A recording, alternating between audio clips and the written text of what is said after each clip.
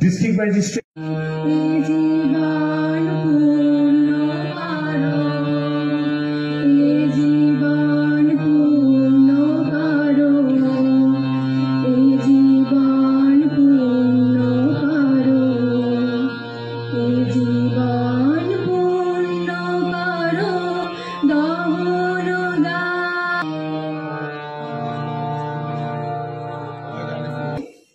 রেখে গেছেন এবং বিবেকানন্দ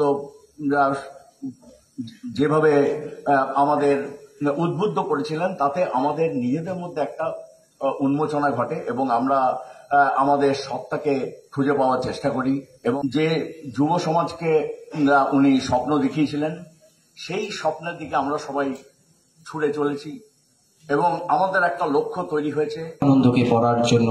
স্বামী বিবেকানন্দের লেকচারেস ফ্রম কলম্বো টু আলমোড়া একটু পড়ার জন্য সকলকে আহ্বান জানাবো। আইসো আমরা সবাই স্বামীজি যে আদর্শিত ঈপ্সিত মানুষ চাইছিলেন যা দেশ গঠনে গুরুত্বপূর্ণ প্রয়োজন, এসো আমরা মানুষ হই।